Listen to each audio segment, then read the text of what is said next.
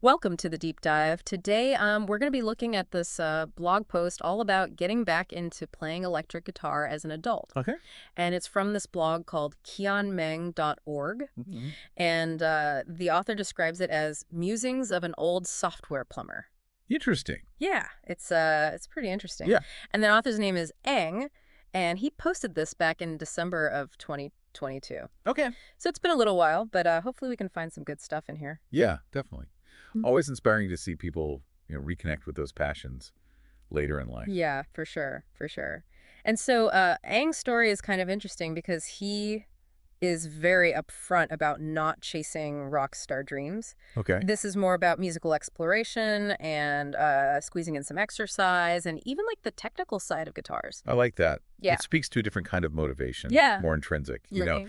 It reminds me of when I got back into photography. Yeah. It wasn't about, taking those prize-winning shots or anything. It was rediscovering that joy of capturing moments in a new way. For sure, for sure.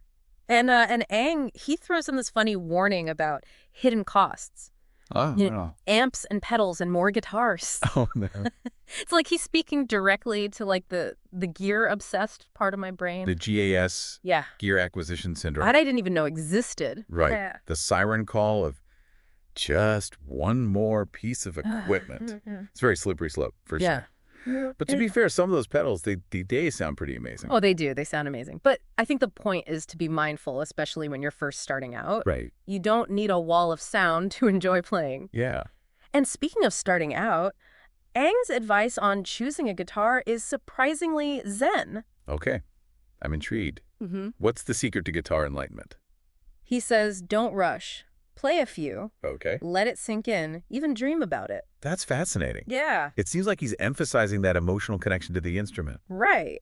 which makes sense. You're not just buying a tool, you're choosing a creative partner. Absolutely. And he also brings up this idea of buyer's remorse. Oh. You start out thinking you want to play metal, Right. and then a year later, you're all about folk music. Yeah. And suddenly that axe you picked isn't so ideal. Yeah, it's like trying to write a novel on a smartphone. Right. Technically possible, but not exactly the optimal tool for the job. Yeah.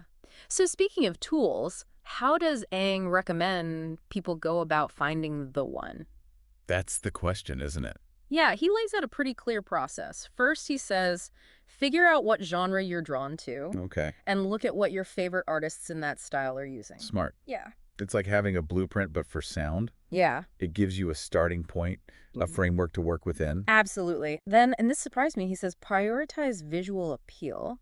That makes total sense, though. Really? Yeah, if you don't love looking at the guitar, you're less likely to pick it up and play, Right. even if it sounds amazing. Exactly.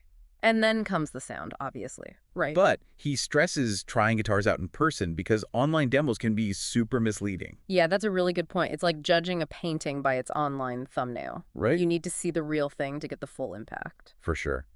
And his last point, which I think is crucial, is playability and comfort. Yeah. You can love the look and the sound of a guitar, Right. but if it's a pain to actually play, Yeah. well, that defeats the purpose. Yeah, for sure. And he actually dives into pricing next, which I think ties into this. Okay. I'm curious to hear his take. Does he advocate for shelling out top dollar, or is there room for budget consciousness? He acknowledges that expensive guitars often have better parts. Right. Craftsmanship, better resale value, all that. Yeah. But Chidi, he says that thanks to modern manufacturing, even entry-level guitars can be decent. That's reassuring for anyone who might feel intimidated by the price tag of some of those high-end instruments. Yeah. It's like saying you don't need a professional chef's knife set to enjoy cooking. Exactly right. And here's where it gets really interesting. He mentions he's going for a partcaster approach. Ooh. Have you heard of this? Oh, yeah. Okay. That's a great way to get a unique instrument that perfectly suits your needs without breaking the bank. I was hoping you could explain it a bit more for our listeners, Sure. since it seems like the kind of thing they'd love to learn about. So a partcaster is essentially a guitar that's assembled from different parts, Okay. sometimes from different manufacturers. Okay. It's a bit like building a custom computer, where you choose the individual components to create a machine that meets your exact specifications. So instead of buying a pre-made guitar, you're basically creating your own Frankenstein's monster of musical awesomeness. Exactly. Okay, cool. It gives you a level of control and customization Right, that you can't get with an off-the-shelf guitar. right. You can choose the body style, the pickups, the neck, the hardware, everything. That sounds amazing, but wouldn't that require a lot of technical know-how? It can, but there are different levels of partcaster projects. You could start with a pre-assembled guitar and simply swap out certain components, like the pickups or the bridge. Okay. Or you could go all in and build a guitar from scratch, sourcing individual parts from various suppliers. So you don't need to be a master luthier to dabble in partcasting. Not at all. Okay. There are tons of resources online and even guitar shops that offer partcaster services. Wow. It's a great way to get a unique guitar that reflects your individual taste and playing style, and you learn a ton about how guitars work in the process. That's really encouraging. It demystifies the whole thing and makes it seem much more accessible. Absolutely. Yeah. And think about the learning potential. Yeah. By selecting and installing individual components, you gain a deep understanding of how each part contributes to the overall sound and feel of the instrument. Right. It's like taking a master class in guitar anatomy and electronics. Okay, so partcasters are cool, but didn't Aang mention something about a dream guitar? Oh, yeah, he did. A specific model he's after? He did. But before we get to that, I think it's worth pausing here for a moment Okay. and connecting back to you, our listener. Yeah. We've covered a lot of ground so far, from the motivation behind getting back into guitar to the practicalities of choosing an instrument. Yeah. What's resonating most with you at this point? Is it the idea of approaching this as a journey of exploration? Yeah. The hidden costs warning? Mm-hmm. Or maybe the idea of a partcaster has piqued your interest? Hmm. Take a moment to reflect on what stands out. We'll be right back to dive into the rest of Aang's story. Welcome back. Mm-hmm. I don't know about you, but after that last segment, I'm feeling inspired to tinker with some guitar parts. Right. But before I disappear down that rabbit hole, let's get back to Aang's story. Yeah, let's do it. You mentioned he had a specific dream guitar in mind, right? He did a 1951 Fender Telecaster Butterscotch Blonde. Oh, wow. Yeah. A classic. It's a classic for a reason. That twangy sound, the simple design. Yeah. It's iconic. So is he scouring vintage guitar shops hoping to find one in pristine condition? Actually, no. No. And this is where things get interesting. Yeah. He admits he's never even played one. Wait, what? He wants this specific guitar Yeah. that he's never even held in his hand. I know. It's kind of funny. I'm intrigued. It just goes to show the power of visual and cultural influence. You know, Yeah. sometimes the idea of an instrument can be as alluring as the actual playing experience, Right. especially with guitars. They're so tied to image, Yeah. to history, to specific players. It's like wanting a 67 Mustang. You might not know all the technical specs, Right. but you've seen it in movies, Yeah. heard it in songs. Uh-huh. It represents something. Exactly.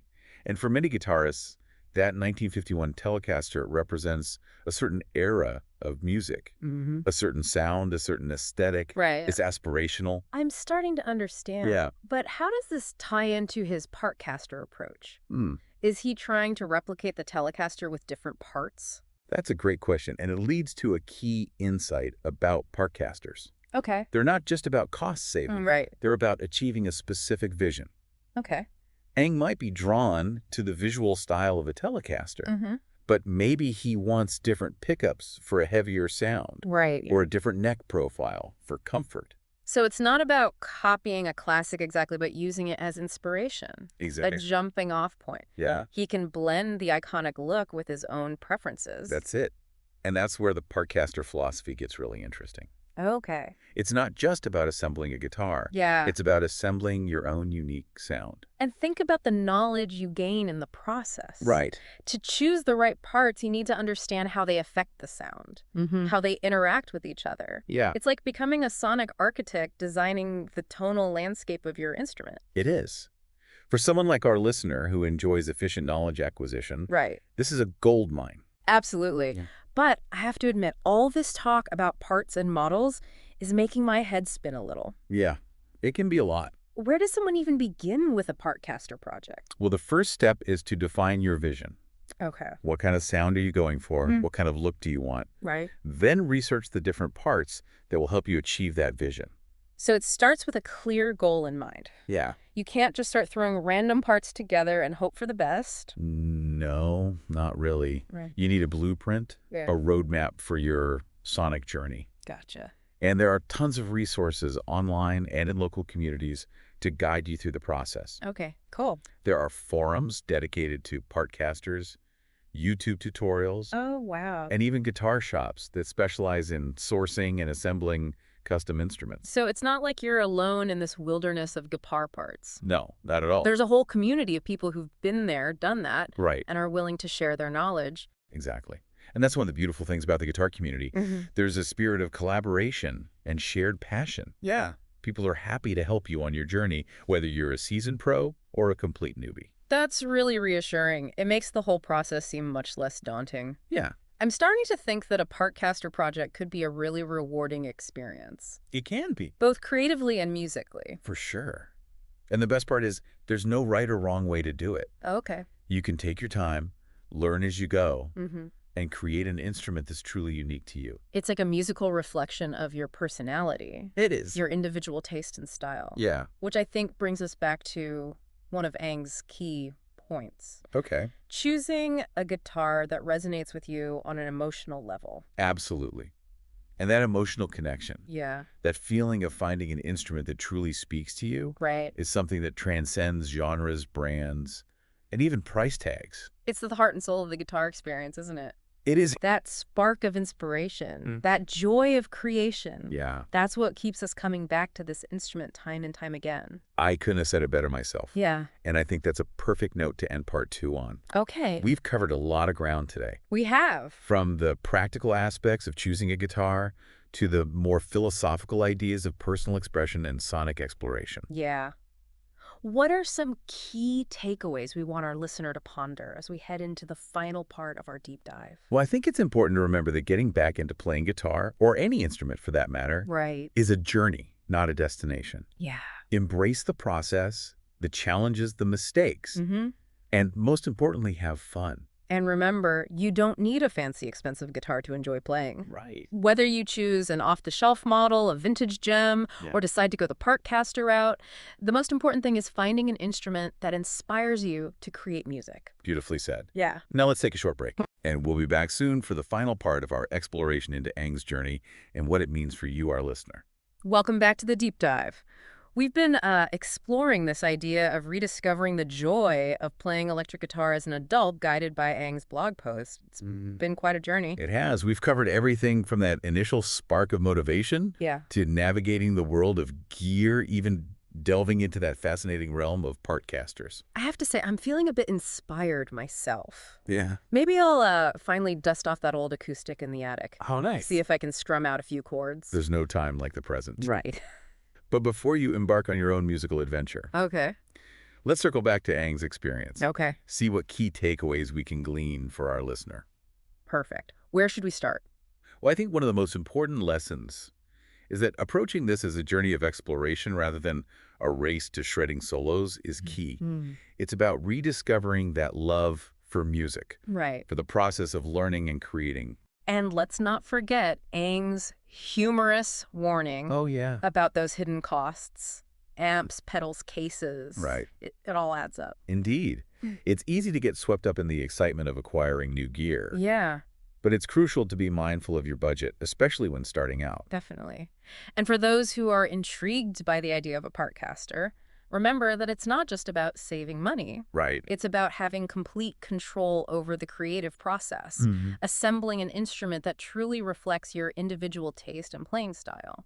Been a fascinating rabbit hole to dive into, especially for someone like our listener who thrives on acquiring knowledge efficiently. Right. You learn about the different components, how they interact with each other, Yeah. how they contribute to the overall sound and feel of the guitar. It's like becoming a sonic architect, It is. designing the tonal landscape of your own instrument. That's it. But even beyond the technical aspects, I think there's a deeper message here that resonates with Aang's story. It's about finding that emotional connection with your instrument, choosing a guitar that speaks to you on a visceral level. Exactly. It's not just about the specs or the brand name. Right. It's about that feeling you get when you hold the guitar in your hands, Yeah. when you strum the first chord, when you hear that sound that resonates with your soul. It's that spark of inspiration, that joy of creation that keeps us coming back to music time and time again. Yeah, for sure. And that brings us to a final thought-provoking question for our listener. Okay. Think about the role music plays in your life right now. Is it something you passively consume, or are you actively seeking to create it? If you're leaning towards the creative side, what's holding you back? Yeah, is it fear time constraints, or simply a lack of inspiration? Perhaps this deep dive has sparked a desire to dust off that old guitar in the attic or explore a new musical path. Whatever your musical aspirations may be, we encourage you to embrace them. Dive in with curiosity, Yeah. a sense of adventure, and allow yourself to get lost in the joy of making music. And remember, the world is full of beautiful music waiting to be discovered and created. Beautiful. Yeah. Until next time, keep diving.